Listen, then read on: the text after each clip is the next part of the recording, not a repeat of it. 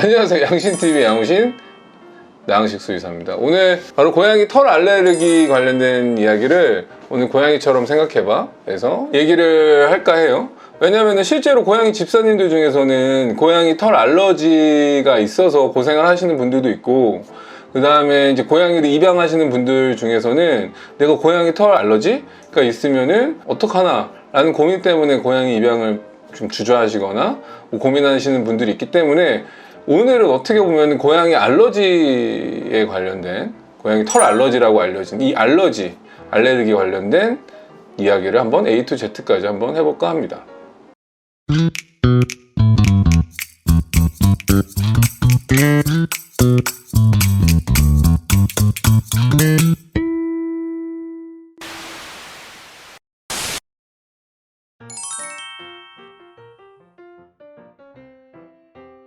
대부분의 보호자님들, 집사님들은 고양이 털 알러지라고 그냥 털이라는 게 붙잖아요.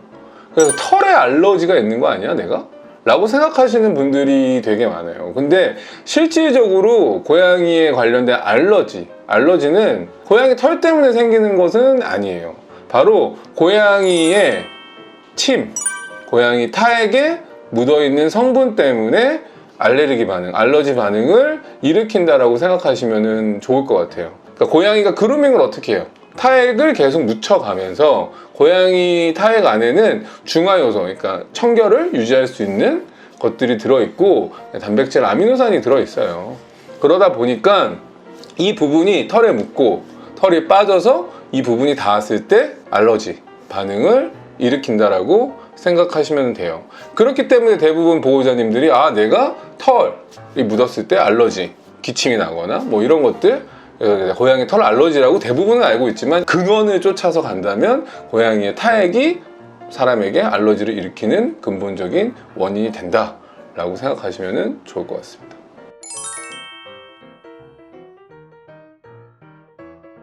면역 반응이기 때문에 면역 반응 관련된 대부분의 알러지 반응과 유사한 반응을 좀 보일 수 있어요. 그러니까 눈이 빨개진다던가 충혈이 난다던가 아니면 기침을 좀 한다던가 아니면 접촉된 피부염 같이, 그러니까 접촉이 됐을 때 그 부위가 예를 들어서 빨갛게 뭐 부어오른다던가 간지럽다던가 소양감, 간지러움을 일으킨다던가 이런 기타 등등의 뭐 증상들을 일으킨다라고 보시면 좋을 것 같습니다. 가장 확실한 방법은 병원에 가세요.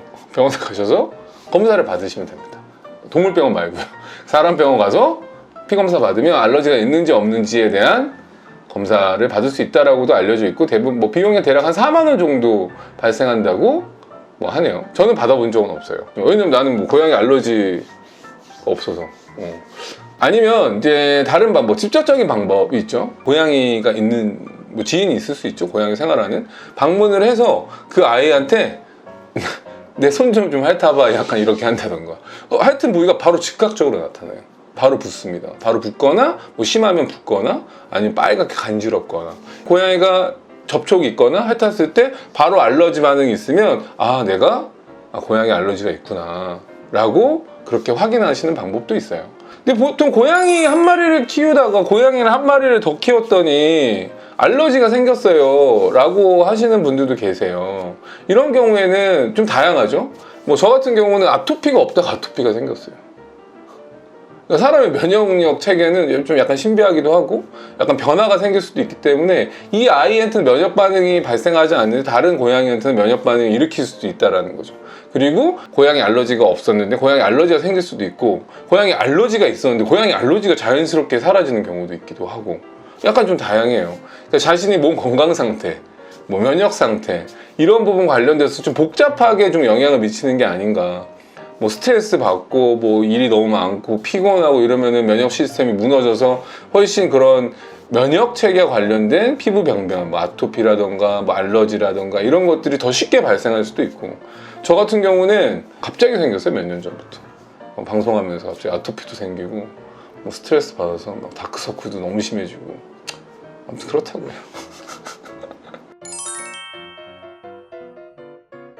이거는 고양이 알러지가 아니라 미국 천식 알러지 환자들을 위한 7가지 규칙을 좀 정했다고 합니다. 물론 뭐 고양이 알러지가 있으신 분들한테도 도움이 될 거예요. 왜냐면 천식도 마찬가지로 어떤 알러젠이라고 하는 게 호흡기로 들어와서 이게 과도한 기침을 유발한다든가 호흡곤란을 일으키는 거기 때문에 비슷한 맥락에서 참고, 이게 꼭 100% 맞는 건 아니지만 참고용으로 생각을 하시면 좋을 것 같아요. 첫 번째는 카펫을 깔지 않는 겁니다. 카펫이라는 데는 고양이가 털이 미세하게 떨어질 수도 있고, 아니 보이지 않는 어떤 뭐 타액 이런 것들이 묻어서 이런 것들이 본인이 실생활에서 접촉이 되면 당연히 알러지 반응을 일으킬 수 있겠죠. 두 번째는 패브릭 소파, 그러니까 천으로 된 소파를 되도록이면 사용하지 않는 것. 이것도 약간 비슷해요.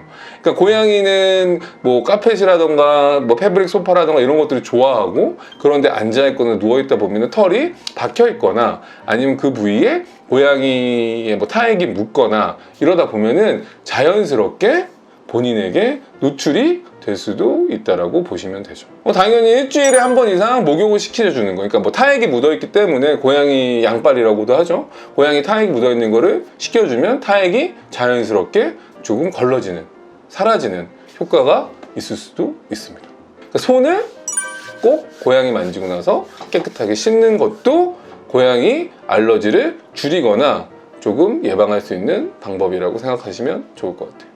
그 다음에 고양이 털 손질을 할 수도 있죠. 고양이 털 손질을 이제 빗질을 계속 하는데, 그럼 집에서 하다 보면 날리고 막 이렇게 막 사방팔방 날아가고 막 그러잖아요. 그렇기 때문에 대부분 이거는 좀 약간 베란다나 좀 환풍이 잘 되는 조금은 반실외 정도에서 고양이 빗질을 해가지고 되도록이면은 타액이 묻은 털이 좀 이렇게 분산되지 않도록 하는 것도 하나의 방법이 될 수 있습니다. 나머지 두 가지가 있는데 이거는 약간은 조금 돈이 드는 거예요. 하나는 헤파 필터라고 하죠. 필터에는 종류가 있기 때문에 헤파 필터, 좀 등급이 높은 헤파 필터가 들어간 일단 청소기를 사용하는 방법이 있어요. 또 하나는 헤파 필터가 들어간 공기청정기를 사용한다면 이런 고양이 알러지 관련된 알러젠을 예방하는데, 원인을 예방하는데 도움이 될 수 있다라고 보시면 좋을 것 같아요. 대부분 알러지약은 기본적으로 아마 항히스타민이라고 해서 일시적으로 작용하고 증상이 있을 때 보통 먹는 약이죠. 계속 꾸준히 먹는다고 하더라도 크게 부작용은 없다라고 보시면 좋을 것 같아요. 저는 복 받은 거죠. 왜냐면 이렇게 알러지가 없기 때문에 폰을 이렇게 만져도 되고 침을 이렇게 해도 되고 아무튼 그런 것들이 뭐 알러지 관련된 약을 장기간 복용을 한다고 하더라도 크게 문제될 부작용은 없기 때문에 걱정은 하지 않으셔도 된다. 대신 이 알러지 약의 대부분은 항히스타민 제제가 들어있기 때문에 약을 복용하고 난 후 한두 시간 후에 뭐 운전을 해야 될 일이 있다던가 아니면 어떤 일을 집중해서 해야 될 일이 있으면은 조금은 좀 힘들 수 있다 라는 거를 생각하시면 좋을 것 같습니다. 오늘 고양이 털 알러지라고 명명되는 유명한 고양이 알러지 관련된 이야기를 했는데요. 오늘 저희 고양이처럼 생각해봐 고양이 알러지 이야기 포뇨 한번 할래? 포뇨? 일로 와봐. 구독과 좋아요 한번 해줄래? 자, 저희 오늘 고양이처럼 생각해봐 내용이 도움이 되셨다면 구독과 좋아요, 알람, 댓글까지 부탁드릴게요. 포뇨 싫어요? 부탁드릴게요. 빵빵. 구독과 좋아요, 알람, 댓글까지 부탁드릴게요.